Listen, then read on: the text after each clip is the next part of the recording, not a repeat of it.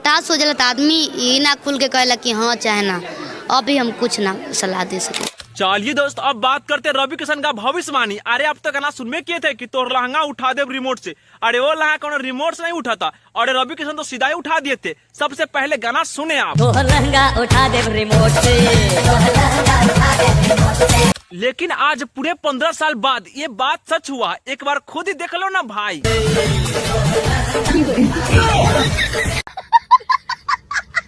देख भाई, हमारे भोजपुरी स्टार तो 15-20 साल आगे चलते हैं, लेकिन कौन है ये लोग जो हमारे भोजपुरी स्टारों को हल्के में ले लेते हैं।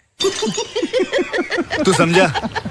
चलिए दोस्त, अब बात करते हैं ट्रेंडिंग स्टार खेसारी के सबसे बड़ा रिकॉर्ड के बारे में। अरे कोई भी ऐसा टीजर या टेलर नहीं था जो इतना बड़ा रिकॉर्ड बना दे, लेकिन वही खेसारी डांस का टीजर जो लाया है ना, अरे 2 सप्ताह से ट्रेंडिंग में ट्रेंड कर रहा है।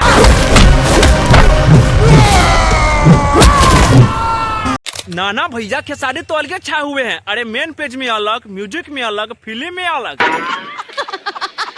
चलिए दोस्त, अब बात करते हैं मनी मिराज शिल्पी राज कंट्रोवर्सी के बारे में। अरे आप तो गाना सुनने करते थे कि कितना गाना इनका वायरल जाता था, लेकिन अब दोनों के बीच में काफी कंट्रोवर्सी हो गया है और भैया मतभेद हो गया है। लेकिन अब लगता है कि दोनों के बीच में गाना नहीं आएगा, काहे कि शिल्पी राज के जहाँ इज्जत सम्मान न मिले वहाँ गाना भी नहीं गाना चाहती है। रिस्पेक्ट ना हो, रिस्पेक्ट आप अगर नहीं देंगे, अगर हमें सम्मान नहीं देंगे तो फिर हम आपके साथ क्यों जुड़ेंगे, ये बताइए। नहीं जुड़ेंगे ना। अरे भैया इतना ही नहीं तो टुनटू लाल को भी बातें बात पर रगड़ते जा रही है। टुनटुन यादव जी को भी आप कह दिए थे, डायरेक्ट सोशल मीडिया पे लिख दिए थे कि अब गाना उनका नहीं गाएंगे। हाँ तो कोई दिल बानी तो ना गए, तो ना गए। अरे भैया त्रिमूर्ति तो चांद से भी गाना नहीं गवाएंगे, और शिल्पी राज तो अपना गाना मनी मिराज को नहीं देंगे, तो भैया मनी मिराज आगे क्या करेंगे।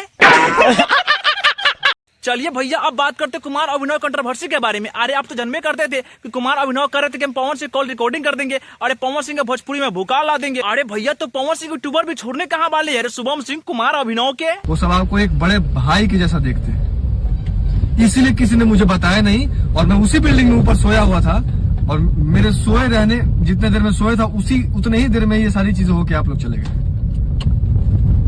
हम तो फोन कहीं नहीं कुमार अभिनव लगे, रिकॉर्डिंग में धोइले बनी। तू कहला कि 1 घंटा में आवत नहीं, काहे नहीं ला? खैर छोड़ो भैया वो सब, जब इतना देख लिए तो मेरा एक वायरल वीडियो भी देख के जाइए ना। बिल्कुल तो सही भगवान क्रिया खा के कहता नहीं, हमारा पीछे लाखों लड़की मोहिलेशन बनी रहो, हम तारा खातिर पैसे भी ना खोला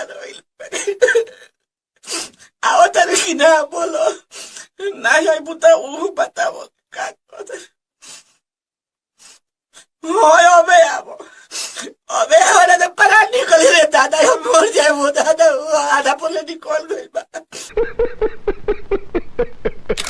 अरे भैया अगर वीडियो में मजा आ गया है तो वीडियो को लाइक कीजिए, कमेंट कीजिए, साथ में शेयर भी कर दीजिए, और हाँ मेरे चैनल को सब्सक्राइब कीजिएगा कि अगला वीडियो सबसे पहले आपको ही मिलेगा।